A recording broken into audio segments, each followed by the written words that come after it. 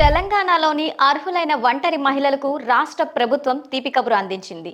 రాబోయే ఆగస్టు 15వ తేదీ నుంచి నూతనంగా అర్హత పొందిన ఒంటరి మహిళలందరికీ కొత్త పింఛన్లను మంజూరు చేయనున్నట్లు రాష్ట్ర పంచాయతీ, గ్రామీణ అభివృద్ధి శాఖల మంత్రి సీతక్క అధికారికంగా ప్రకటించారు. ములుగు జిల్లా పర్యటన సందర్భంగా ఆమె ఈ కీలక ప్రకటన చేశారు. ఒంటరి మహిళల పెన్షన్ల పంపిణీలో ఎలాంటి అక్రమాలకు, పొరపాట్లకు తావు లేకుండా చూడాలని అధికారులను మంత్రి సీతక్క ఆదేశించారు. క్షేత్రస్థాయిలో అర్హులైన ప్రతి ఒక్కరి వివరాలు పక్కాగా పరిశీలించి లబ్ధిదారుల తుది జాబితాను సిద్ధం చేయాలని స్పష్టం చేశారు. ప్రస్తుతం పింఛన్ పొందుతున్న వివిధ కారణాల వల్ల మరణించిన లబ్ధిదారుల వివరాలను ఎప్పటికప్పుడు అప్డేట్ చేసి వారి పేర్లను వెంటనే జాబితా నుండి తొలగించాలని అధికారులను సూచించారు.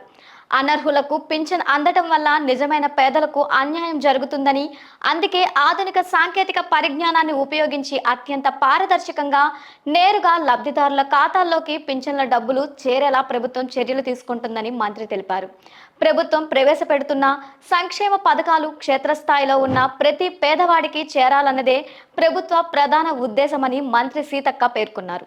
ఇందుకోసం స్థానిక ప్రజాప్రతినిధులు చొరవ తీసుకొని ప్రజలకు ప్రభుత్వ పథకాలపై విస్తృతంగా అవగాహన కల్పించాలని ఆమె పిలుపునిచ్చారు.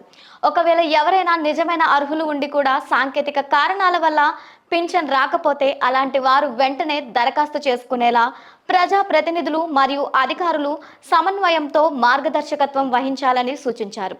సంక్షేమ పథకాల లబ్ధిని కేవలం అర్హులకు మాత్రమే చేర్చడం ద్వారానే పేదరిక నిర్మూలన సాధ్యమవుతుందని ఈ సందర్భంగా ఆమె పునరుద్ఘాటించారు. కాబట్టి అందరికి ఎవరికి ఏ అర్హత అంటే ఎలిజిబిలిటీ ఉందో వాళ్ళకు సంబంధించిన స్కీమ్స్ కూడా అందరికి అందజేయాలనే ఉద్దేశంతో పనిచేస్తా ఉన్నాం.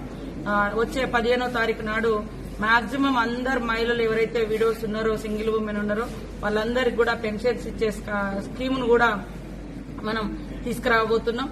అదేవిధంగా 20వ తారీఖు నుంచి మరి పంచాయతీరాజ్ శాఖ ఆధ్వర్యంలో స్వచ్ఛధనం, పచ్చదనం, అదేవిధంగా నీటి కుంట, ఊటి కుంట, పంట కుంట, మరి వాటితో పాటు ఉపాధి హామీలో ఉండేటువంటి వివిధ రకాల పనులను కూడా విస్తృతంగా వేగవంతం చేసేందుకు కూడా ముందుకెళ్లడం జరుగుతుంది. 20వ తారీఖు నుంచి ప్రణాళిక పెట్టుకుని ప్రతి గ్రామాన్ని అభివృద్ధి పదంలో తీసుకెళ్లడమే లక్ష్యంగా పనిచేస్తుంది.